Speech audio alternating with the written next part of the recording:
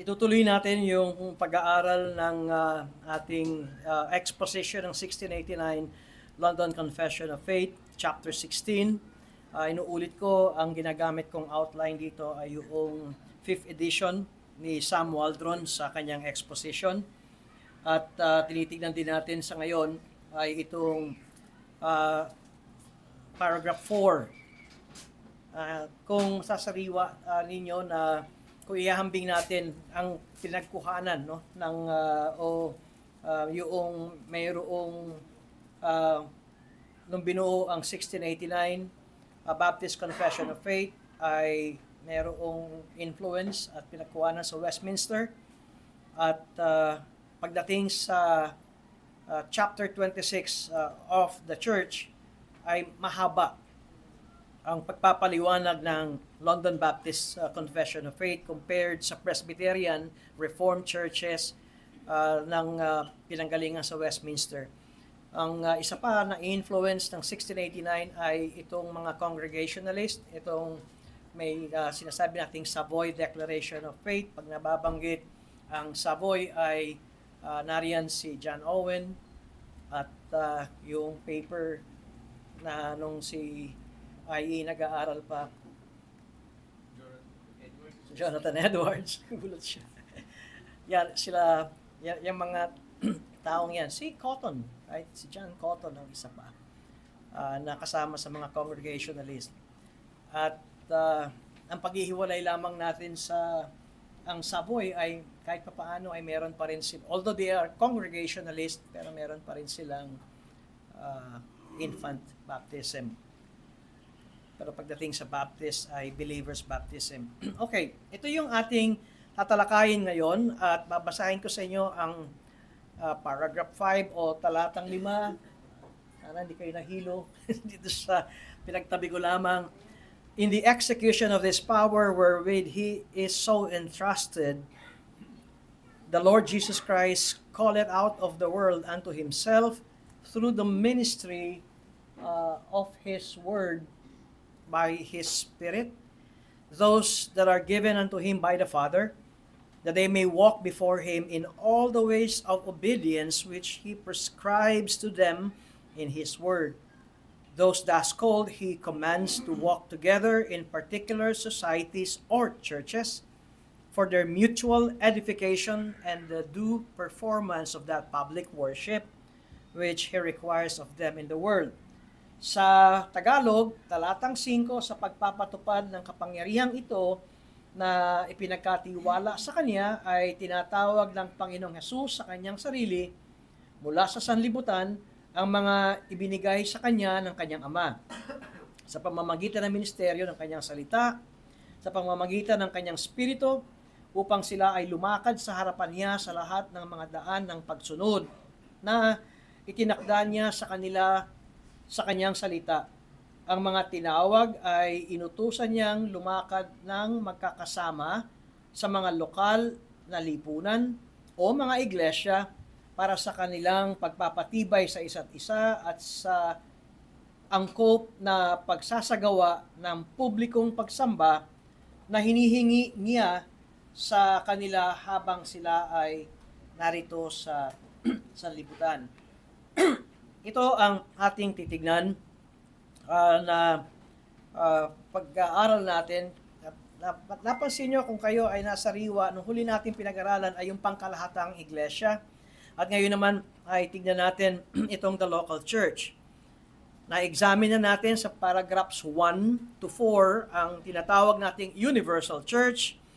At naroon ang ating assertion na si Jesucristo, ang Panginoong Jesucristo, ang siyang buhay na ulo ng iglesia. Ngayon ay tunghayan natin itong talata o paragraph 5 at ito ay makikita natin that this applies to the particular individual expression of the universal church. Okay? Particular individual expression of the universal church at walang iba kundi ang lokal na iglesia.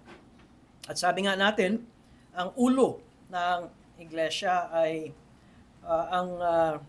ang Panginoong Jesucristo at ang Christ as the head of the church is invested with all power for the calling, institution, order, or government of the church. And the confession na ating pag-aaralan ngayon ay titignan natin how Christ exercises that power in the origin of local churches.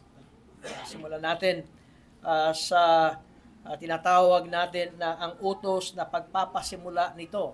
Translate sa Tagalog. At ang first step na makikita natin in the origin of any local church is that Christ powerfully and effectually brings men to Himself.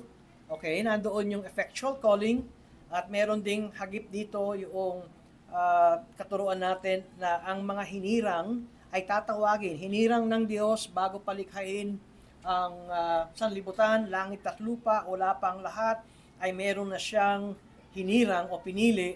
At ngayon, ang pagtawag ng Panginoon ay sa pamamagitan ng pangangaral ng salita. It is through His Word and of course, ang gawa at ministeryo ng Espiritu Santo. And this effectual calling, kung masariwa natin, na hindi lahat na nakakarinig ng pangangaral ng salita ng Diyos ay lalapit kay Jesus. Magpapakumbaba kay Jesus sa Diyos at sasampalataya sa Panginoon. Hindi lahat.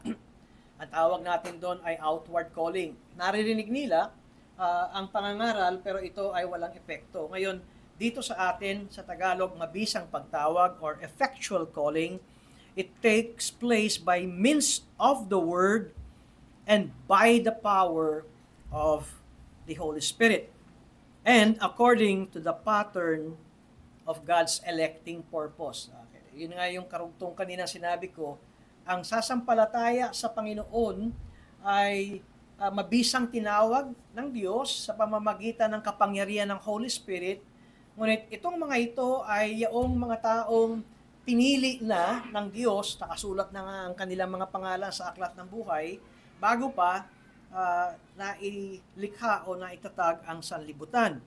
At yan ay sa ibang pag-aaral, pero ito ay dapat na magbigay sa atin ng foundation sa pag-aaral na ito.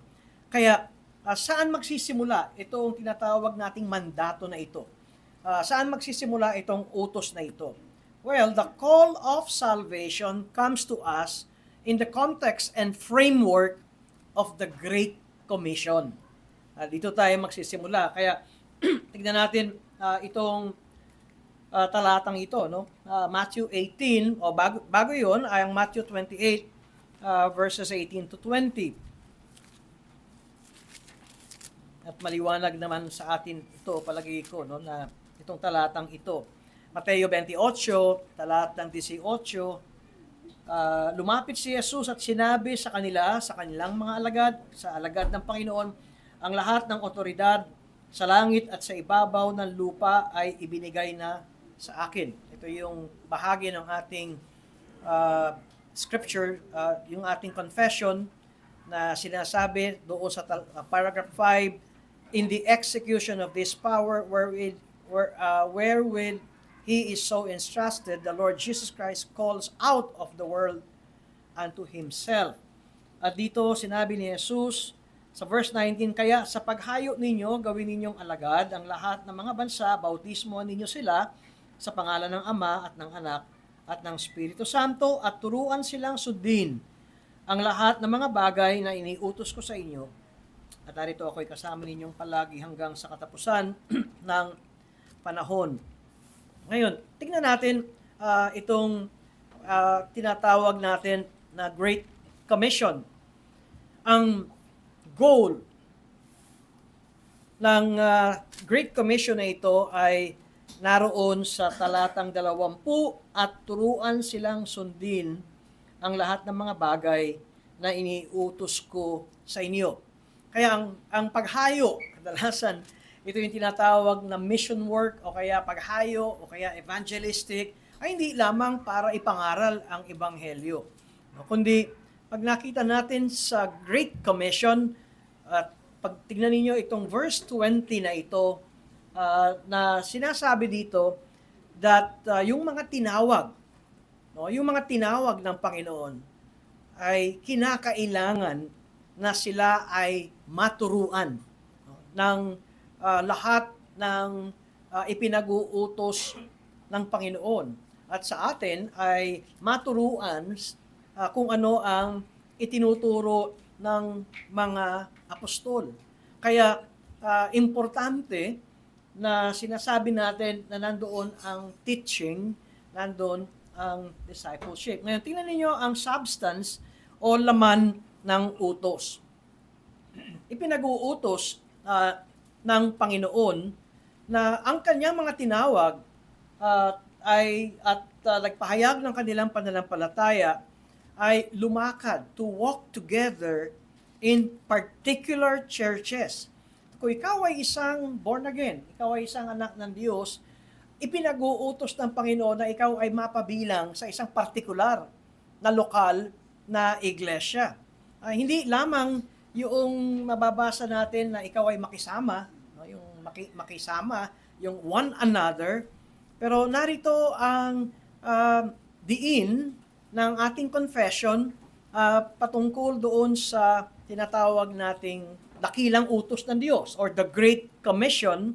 At ayon sa ating confession ay itinuturo that Jesus desires that His disciples, kung ikaw ay sinasabi mong ikaw ay alagad ng Panginoon, ang naisin ng Panginoon, that you be taught to observe all that the Lord Jesus Christ commanded. At paano mangyayari ito? Paano natin masusunod ang Great Commission?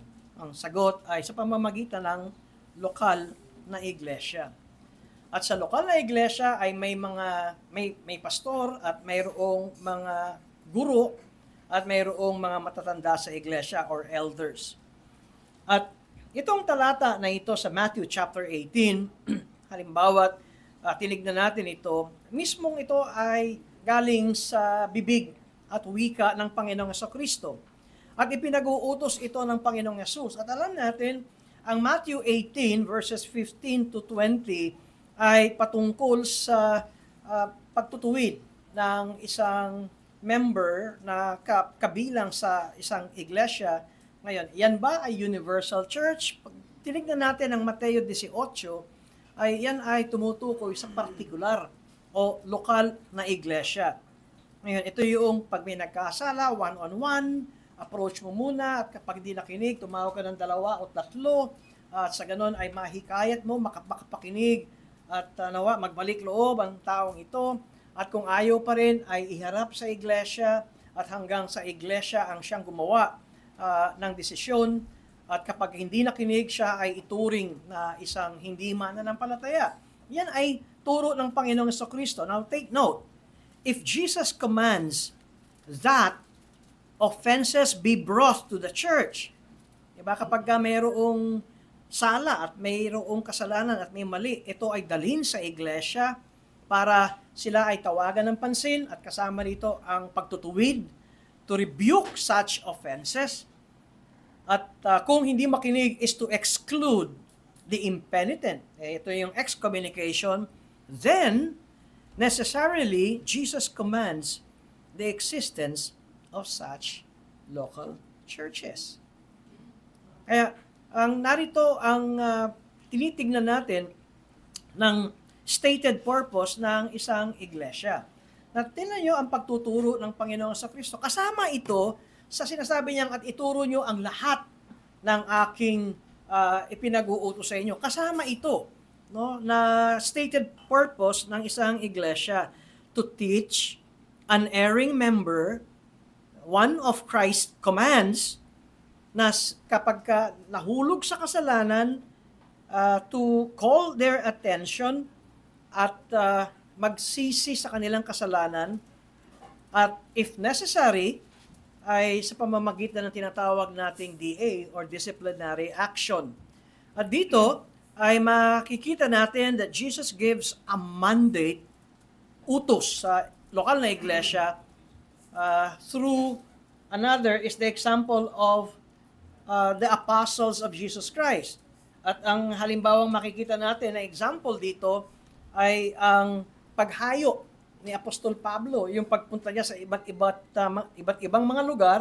At halimbawa, tingnan natin itong pangyayaring ito, no, na si Apostle Paul bilang apostol ng Panginoon, no, ay masasabi natin na fulfill, maliwanag na mababasa natin sa New Testament that Apostle Paul fulfilled the Great Commission dahil kung saan siya pumunta siya ay nagsisimula ng pagtitipon, nagsisimula and forming local churches at hindi lamang yon. At si Pablo ay nagtatalaga or appointing local elders at elders o pastor teacher sa bawat iglesia. Tingnan natin itong halimbawa ng Acts 14 verses 21 to 23. At dito ay si Apostle Paul ay meron siyang missionary journey at ang kanyang nilalakbay dito ay ang Lystra, Iconium, and Antioch in Pisidia. Mabilis na basahin ko ang Acts 14 at talatang 21. Sinasabi dito, nang maipangaral na nila ang ebanghelyo sa lungsod na iyon at ginawang mga alagad ang marami, nagbalik sila sa Lystra, sa Iconio at Antioquia, na pinapalakas ang mga kaluluwa ng mga alagad at pinatatatag ang loob nila na manatili pa sa pananampalataya at sinasabi na sa pamamagitan ng maraming mga kapighatian ay kailangan pumasok tayo sa kaharian ng Diyos nang makapagpadalaga na sila ng matanda o matatanda, elders yan, nang makapagpatalaga na sila ng matatanda para sa kanila sa bawat iglesia, matapos manalangin na may pag-aayuno, ay kinakailangang ipagtagubilin sila sa Panginoon na kanilang sinasampalatayanan. Ngayon, tignan ninyo ang paghayo ni Apostle Paul na yung kanyang pagsunod o yung pag-fulfill ng Great Commission. Hindi lamang na sila ay sumampalataya. Hindi lamang ipinahayag ni Pablo ang mabuting balita, pero nakita natin na pinapatatag, tinuturuan, at pagkatapos ay even to the point na magtalaga sila ng mga pastor at guro. At gayon din ang ginawa ni Apostle Paul sa Titus chapter 1 at talatang 5 ay makikita natin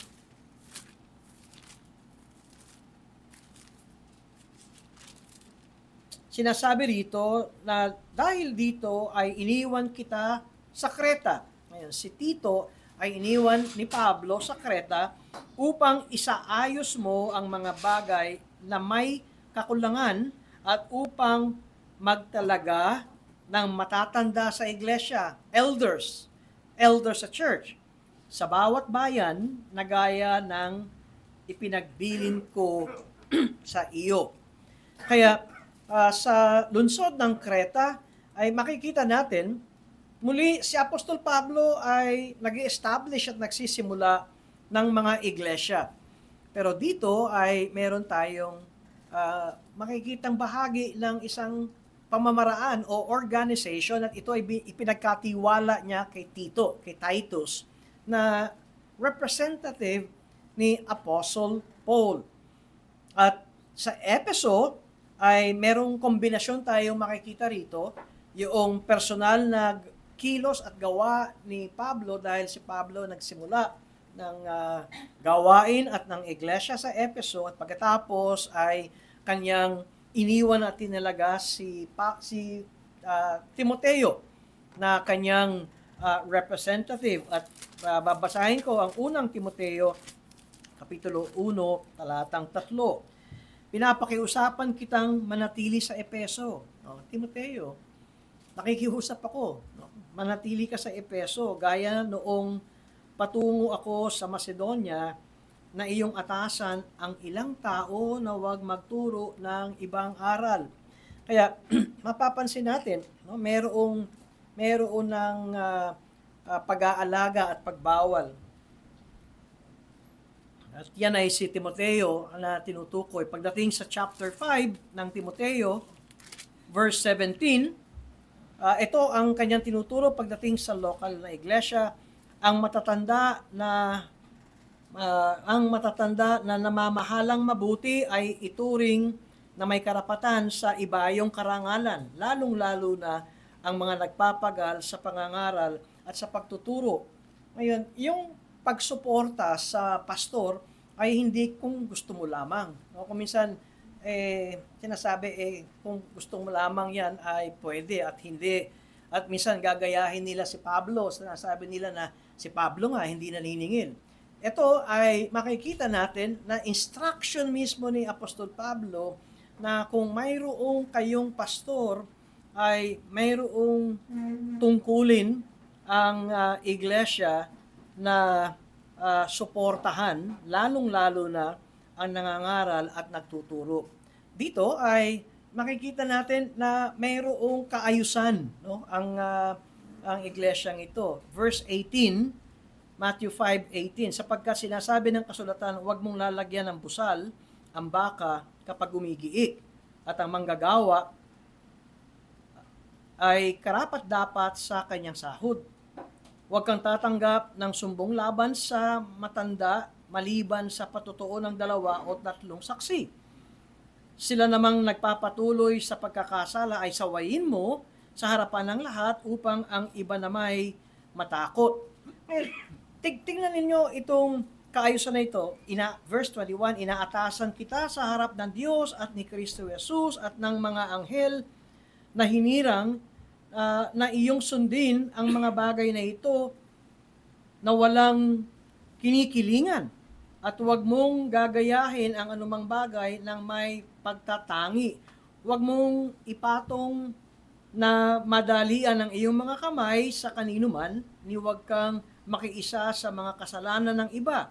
Panatilihin mong malinis ang iyong sarili.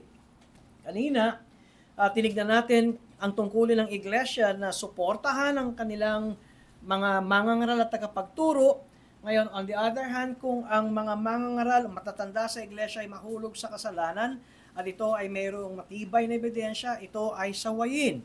At mayroon din pagtuturo, huwag kang basta-basta magmadali ng pagpatong ng kamay o ng tinatawag natin na installation or ordination. Kaya dito sa puntong yan ay meron tayong makikita na ito ang sinimulan ni Apostol Pedro at hinayaan niya, pinagkatiwalaan niya si Timoteo na ipagpatuloy ang mga bagay na ito. Nababasa natin sa New Testament, matatanda sa iglesia, elders. Ano ba? Sino ba itong mga elders na ito? Una-una, sila yung mga official na nagtuturo at na nakaatang sa kanila yung pagtuturo sa mga mananampalataya. No, yun yung sa Great Commission, habang si Pablo ay makapagpatuloy at makapunta pa sa mga bagong lugar na hindi pa narinig si Kristo, nag-iiwan si Pablo ng kanyang mga representatives sa kanyang mga sinimulan na mga gawain. Kaya ang ipinakikita natin dito ay kung meron tayong masasabing central manward ministry of the local church is the building up of believers para ano? Para sila'y sumunod in their obedience to all the commands of Christ. At sa madaling salita, ito ay pagtuturo sa mga alagad ng Panginoon. Bakit kinakailangan turuan ang mga alagad ng Panginoon? Sa gayon, masunod nila kung ano ang ipinag-uutos ng Panginoon. At iyan ay mangyayari sa ministeryo ng mga matatanda sa iglesia o ng mga guro sa iglesia. Well, pwede bang ang isang church ay magtipon-tipon na walang tagapagturo o walang pastor o walang guro? Pwede. Pwede namang mangyari, ngunit hindi sila magiging matatag o matibay, no? Kung wala itong tinatawag na gifts na ito, itong kaloob ng Panginoon sa iglesia.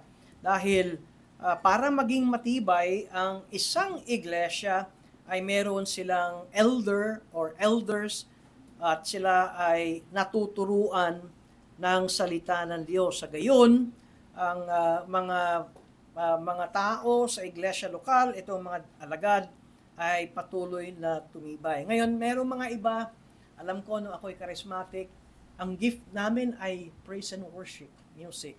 Yung gift naman nila ay evangelistic. Ito namang gift na ito ng isang local church ay kawang gawa, no? Benevolence. Mali yung ganong klaseng pananaw. Kasi, kung bakit ko sinasabi, dahil makikita natin na mayroong tamang pag-uugali ang isang lokal na iglesia. Tingnan niyo yung sinabi ni Pablo kay Timoteo sa 1 Timothy chapter 3 verse 5 o 15, 1 Timothy 3:15. Ngunit kung ako'y maantala ay maari mong malaman kung ano ang dapat ugaliin ng bawat tao sa bahay ng Diyos, na siyang iglesia ng Diyos na buhay, ang haligi at suhay ng katotohanan. Ano ang ipinakikita rito? Ang sentro ng isang iglesia lokal is the teaching of the Word of God. It is an essential and central manward function of every church. Hindi yung ang kaloob mo ay kawang gawa, ito namang isa, ang kaloob ay missionary work, yung isa naman ang kaloob ay music. Hindi, ito ay ibinigay sa lokal na iglesyang ito. And so, ang pinakikita natin, ang maaring masabi natin na necessity kung bakit mayroong paghayo at mayroong church planting as an essential integral part of fulfilling the Great Commission ay hina-highlight dito sa Matthew chapter 28 verses 18 to 20 na nandoong sinasabi na ito ang tungkulin ng iglesia, no? At hindi lamang mag-ebanghelyo, iba kasi ebanghelyo ng ebanghelyo at walang discipleship. In fact, pag nakita natin yung pagkasabi ng Panginoon, humayo kayo, at habang kayo umahayo, turuan nyo at gawin yung alagad ang mga tao, ituro sa kanila ang lahat ng ipinag-uutos ng Panginoon. At itong Great Commission na ito ay ibinigay lamang ng Diyos sa lokal na iglesia. Hindi ito ibinigay sa, ano ba ang tawag doon, yung mga para-churches na mayroong mission, ano yun, yung parang mission board. Minsan ang akala nila ang mission board ang siyang gumagawa ng Great Commission. Pag tinignan natin sa Biblia, sa banal na kasulatan, hindi ito naka-address sa mission board, kundi ito ay binigay ng Panginoong Jesucristo sa lokal na iglesia.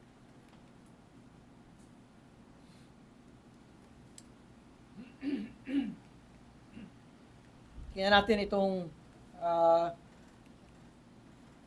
paragraph 6.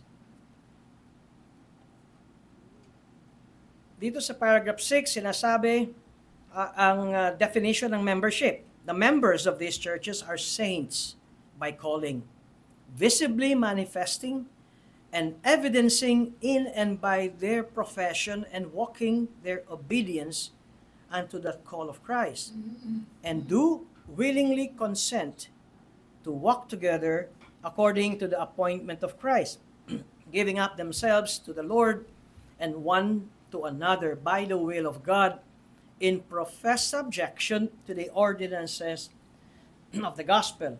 Ang mga kasapi ng mga iglesyang ito ay mga banal sa pamamagitan ng kanilang pagkakatawag, na sa nakikitang paraan ang kanilang pagsunod sa tawag ni Kristo ay ipinapamalas ng kanilang pananalita at pamumuhay.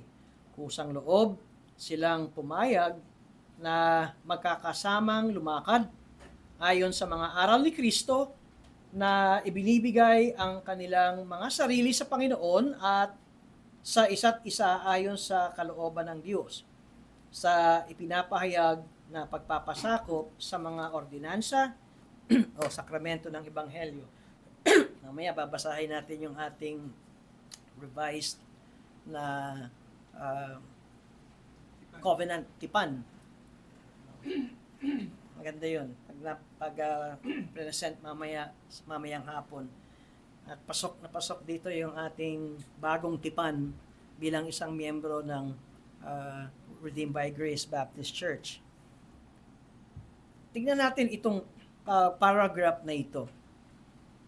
Antimano makikita natin na ang miyembro at magiging ginamit? Kasapi. No? Kaanib or kasapi. Ang kasapi ng lokal na iglesia, unang-una, must be disciples of Christ. Kinakailangan na sila ay alagad ni Kristo at sila ay naidagdag sa iglesia lokal sa pamamagitan ng bautismo. At sa Baptist, ang baptism natin ay paglubog. It is by immersion. At kaya nga tinatawag nating believers baptism. Kaya dito sa pag-aaral natin ito, ay naroon ang bago siya bilang na saksi o member ng isang local church, ay makita natin nandoon ang discipleship, nandoon ang baptism, at pagkatapos ng church membership. Pero bago yun, ay sinasabi ng ating confession, ay sila'y tinawag ng mga banal, saints, dun sa ilalim ng its defined membership. Pagkatapos, ang mga saints by calling ay makikitaan visibly, ito yung ating confession ng paragraph 6, visibly manifesting and evidencing in and by their profession and walking their obedience to that call of Christ. Kaya nga, hindi ganun din kabilis na dahil ikaw ay kaya mong ipaliwanag ang iyong pananampalataya ay automatic. Ikaw ay member.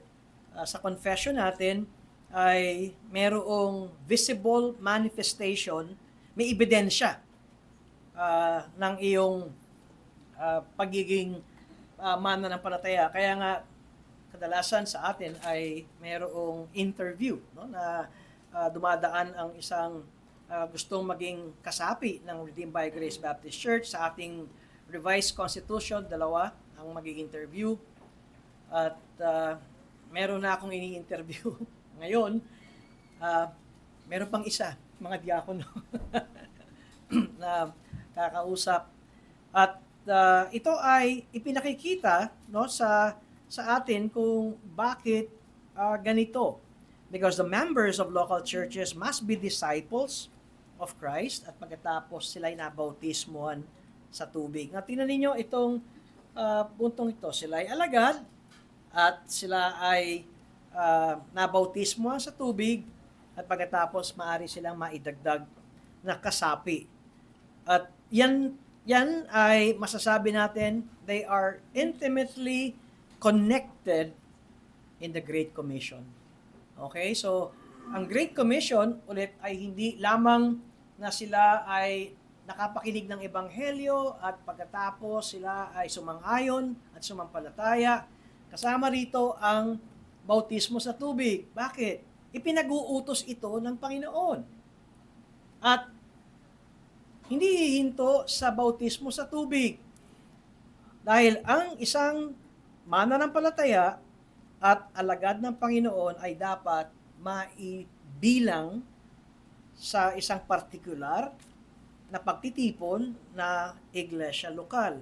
Kaya pag nakita natin ang kabuuan ng Great Commission, nandun ang discipleship, nandun ang baptism, at nandun ang patuloy na pagtuturo at church membership.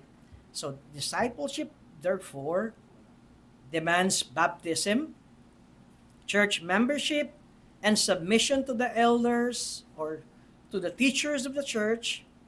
Pagkatapos, church membership presupposes and demands discipleship manifesting itself in obedience to the Lord. Obedience manifested specifically in the acts of baptism and submission to the Word in the teaching ministry of the church.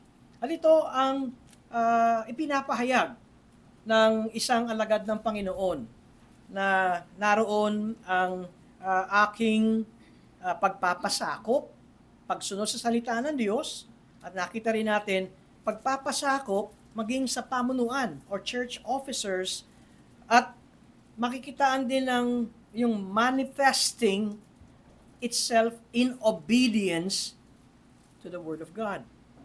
Kaya baptism is not to be divorced from discipleship and church membership. Kung mayroong magulong member, ay ang encouragement ng mga members ay balikan natin kung ano ang kahulugan at nangyari sa atin nang tayo ay nabautismuhan sa tubig. Kaya malaking pagsasariwa sa atin itong baptism na ito. Ngayon, ano pa ang makikita nating iba pang mga implikasyon doon sa mga nabautismuhan ng mga alagad at pagkatapos kaanib ng iglesia lokal at umalis ng iglesia lokal? Ano ang makikita natin na mga implications dito sa turo na ito? Well, ang implications na makikita natin dito ay ang lilipatang lokal na iglesia ng isa nagpapayag na siya ay galing sa iglesyang ito at gusto niya magpalipat sa isang iglesia lokal, ought not to expect to be, alam niyo yun, yung dali-dali at automatically natanggapin nila, that they would automatically receive o nagmamadaling tanggapin ang nagsasabing, gusto ko nang lumipat sa inyo. Bakit ginagawa ito? Dahil, tingnan ninyo muli ang ating confession. Kung babalikan ko yung ating confession. Sa 6, ang mga kasapi ng mga iglesyang ito ay mga banal sa pamamagitan ng kanilang pagkakatawag na sa nakikitang paraan ang kanilang pagsunod sa tawag ni Kristo ay ipinamalas ang kanilang pananalita at pamumuhay. Diba? Hindi lamang salita, kundi pati pamumuhay. Kusang loob silang pumapayag na magkakasamang lumakad ayon sa mga aral ni Kristo na ibinibigay ang kanilang mga sarili sa Panginoon sa isa't isa sa ayon sa kaloob ng Diyos. Sa ipinahayag na pagpapasakop sa mga ordinansya sa Ebanghelyo, lokal na iglesia ang pinag-uusapan natin dito. Kaya kung sinasabi natin na ang isang kaanib na lilipat, iiwasan at aalisan ang isang lokal na iglesia for another, ay yung kabilang iglesia ay dapat magkaroon ng pagsusuri. They ought willingly to provide yung lilipat. Yung lilipat sa iglesia. They ought willingly to provide that church and its elders with proof of their discipleship by verbally relating their experience of Christ. At hindi lamang dahil ang pastor ang nagsasabing okay yan. At matibay na sinasabi natin, ano ang sinasabi ng iyong iglesyang kinabibilangan? And kaya nga dito pumapasok yung letters of recommendation from their former church. Kailangan ba ito? No, kailangan ang letters of recommendation from their former church and their manifest good conduct and submission to the Lord and His church.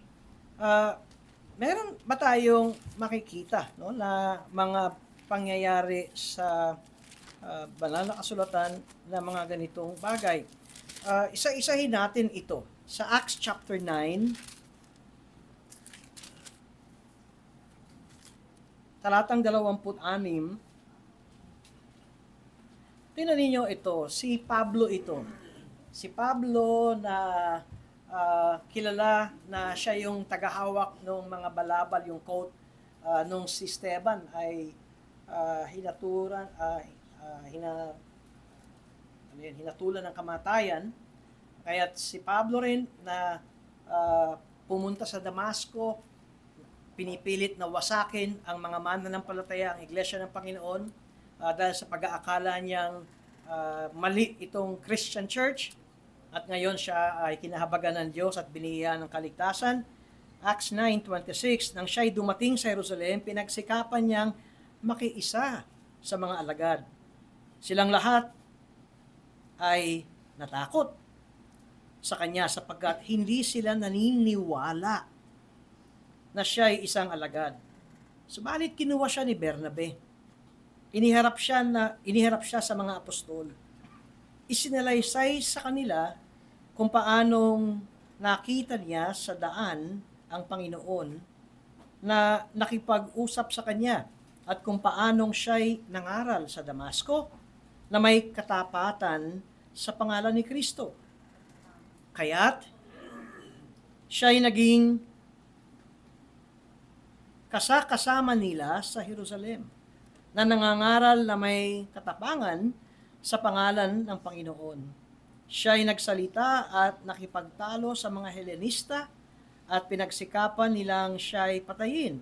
Nang malaman ito ng mga kapatid, kanilang inihatid siya sa Caesarea at siya'y pinapunta sa Tarso. Ngayon, kung walang Bernabe na magpapatotoo nung panahong yaon, tandaan natin, nagsisimula pa lamang ang iglesia nito. No? Hindi pa ito katulad ng kapanahonan natin na meron ng mga local churches. Kaya kung walang Bernabe ay hindi siya tatanggapin. At magdududa ang mga alagad dito sa Jerusalem. Tingnan natin sa Jude chapter 4.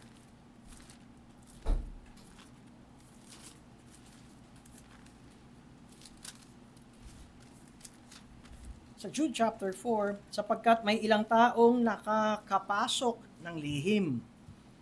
Ang mga iyon ay matagal nang itinalaga sa kahatulang ito. Mga hindi makadiyos na kanilang pinalitan ng kahalayan ang biyaya ng ating Diyos. At itinatatwa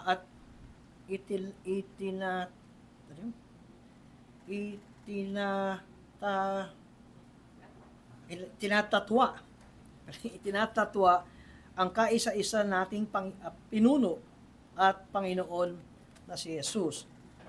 Mahalaga ito, kaya nga kanina sinasabi hindi agad-agad na dahil kaya niyang magpatotoo at kaya niyang magsalita, tatanggapin agad ito ng church. Dahil mayroong mga nakakapasok ng lihim at hindi natin alam. Tingnan din natin sa Revelation chapter 2, verse 2, alam ko ang iyong mga gawa, ang iyong paggawa at pagtsatsaga, at hindi mo mapagtitiisan ang masamang tao at sinubok mo ang mga nagsasabing sila'y mga apostol, ngunit sila'y hindi gayon. At natuklasan mo silang pawang mga sinungaling.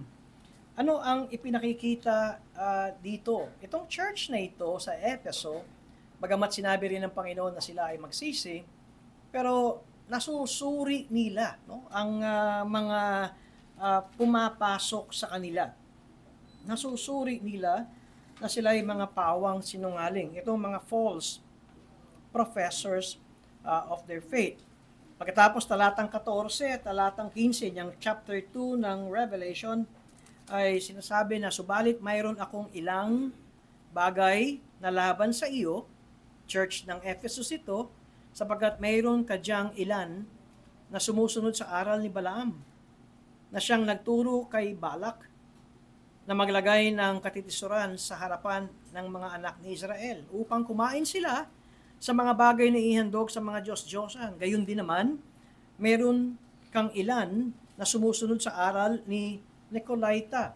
Ngayon, kahit na itong church na ito ay nakikita nila yung false, katulad nung sinabi natin sa verse 2 ng chapter 2, ay kanilang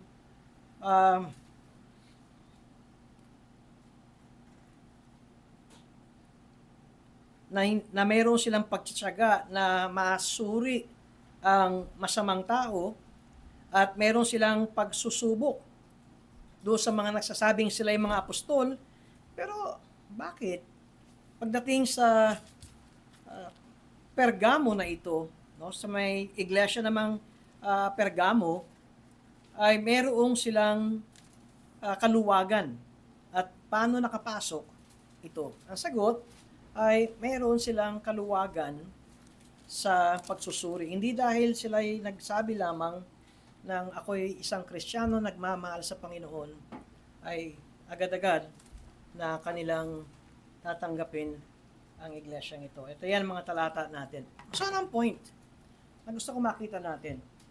Ang turo ng confession natin ay, lalo na kung galing sa isang lokal na iglesia, at lalo na kung ito ay kapwa Reformed Baptist Church, ay hindi ganun kadali na by their mere profession and storytelling and narrative ay tatanggapin ito ng iglesia. Natunayan, ang pinakatama ay tanungin ng iglesia ngayon, ano ba ang nangyari, bakit umalis siya sa iyo.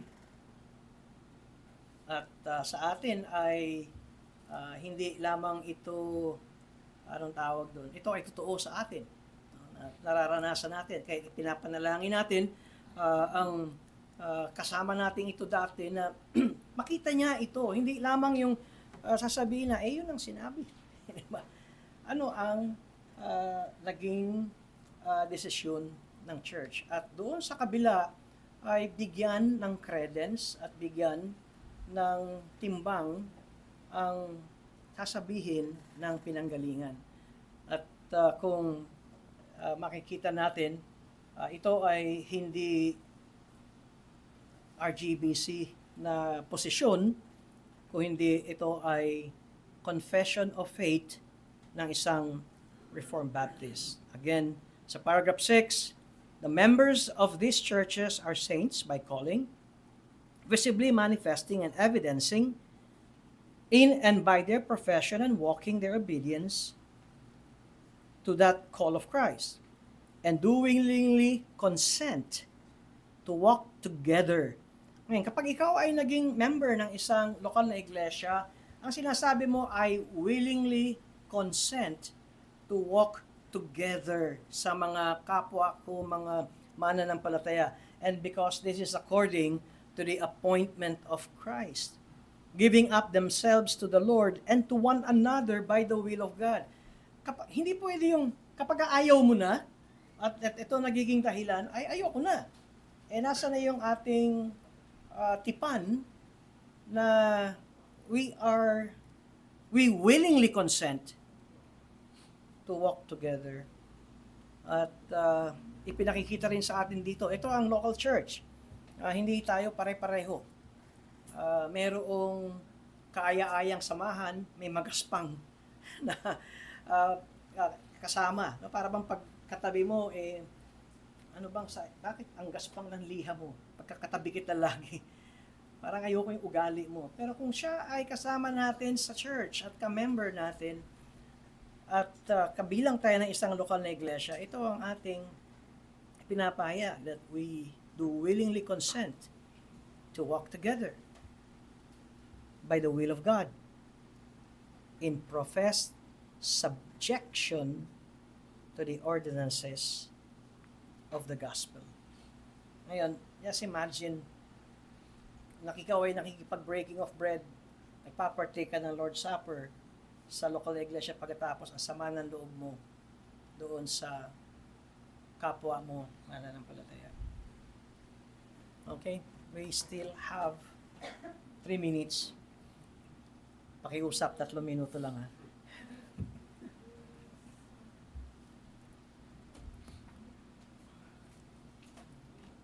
Last week, natalakay natin na hindi pwedeng manghimasok ang ibang iglesia lokal sa ibang iglesia lokal. Yun yung part ng, hindi pala last week, isang linggo na dapat may paggalang ang bawat lokal na iglesia sa desisyon ng isang iglesia lokal. Hindi tayo katulad ng Katoliko na lahat ng simbahang Katoliko kung ano sinabi ng Roma, kung ano yung sinabi noon, sunod lahat.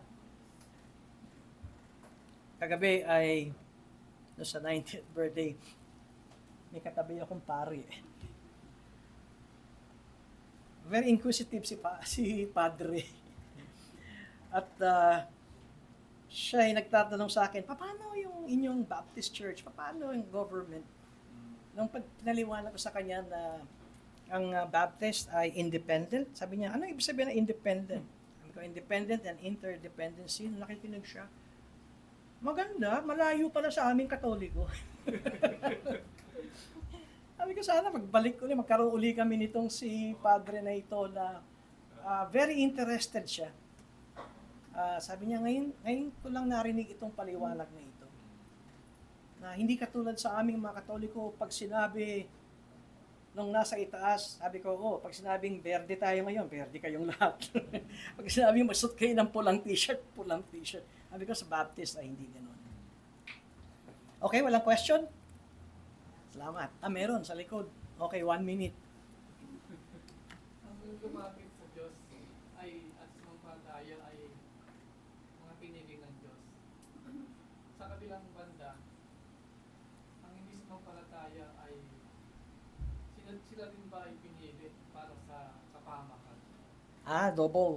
Double predestination ang iyong tinutukoy.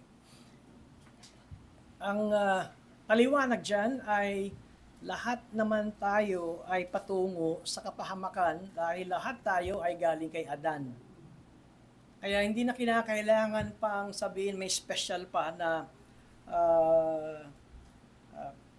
kalooban ng Diyos na ikaw ay mapunta sa impyerno.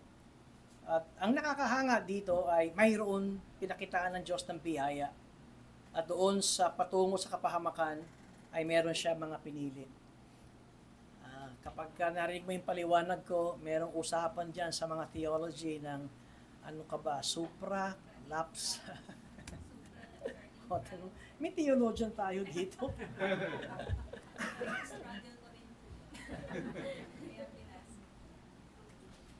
Meron pa tayo isang theologian dito. Pastor, ang alam ko po, ang Reformed Baptist ay infra, lapsarian. Kasi yung infra, parang kailan nag-decision ang Diyos na mapupunta sa impyerno. So, kailan nag-decide? Infra ay after the fall, supra ay before the fall. Kasi ang mga Reformed, Dutch Reformed po, kasi yun ang Dutch Reform. Ang Dutch Reform po, sila, supra. Supra. So, double predestination sila na may sense sa heaven, may sense sa hell. So, ang alam ko po, nung tinanong ko to sa Cubao ay infra, ang infra lapsarian. So, after the fall, they are, kasi ang hell ay para sa mga, sa devil and his angels. Yun yung ginawa yung hell para sa kanila. Pero ipapadala din nga, after the fall, ipapadala. So, di ko alam kung may ibang position po doon. Meron iba na Reformed Baptist na hindi nakakagulat. Anyway, yan ay isang bagay na pampaunat ng isipan. Tinanong ko rin po sa higher up, pero siyempre hindi ko reform ang higher up. Pero ang sabi po nila, predestination is always unto salvation. So, predestination, predestined the Lord before the foundation of the world who will be saved. Yun lang po yung parang nasa Bible. So, parang sa iba-ibang position po. Hindi ko alam baka may comments po. Ayoko nga banggitin yun kasi mismo sa amin sa Bible School, sumasakit ang ulo ng mga estudyante dyan. Palagi ko pati nasa seminaryo, hanggang ngayon pag binabasa ko yung mga position ng Reform, tsaka ng mga Reformed Baptist, ano ba ang tawag doon? It is still an ongoing stretching of mind. Okay? Last question, bago ako magsara. Yan na. Wala na? Wala na. Salamat. Manalangin po tayo para sa ating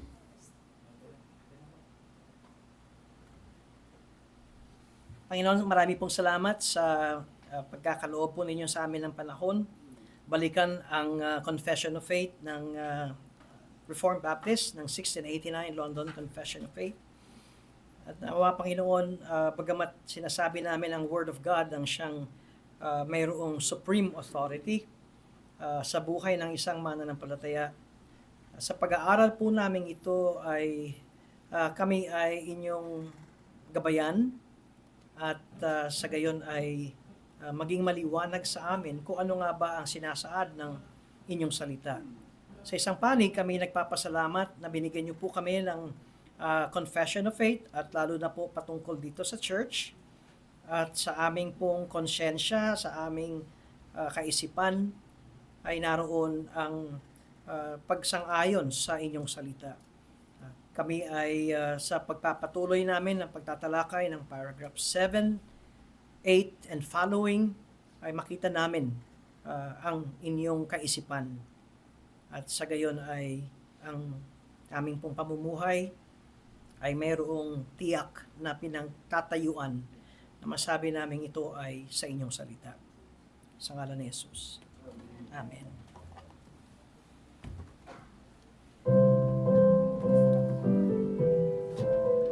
Tumayo tayong lahat.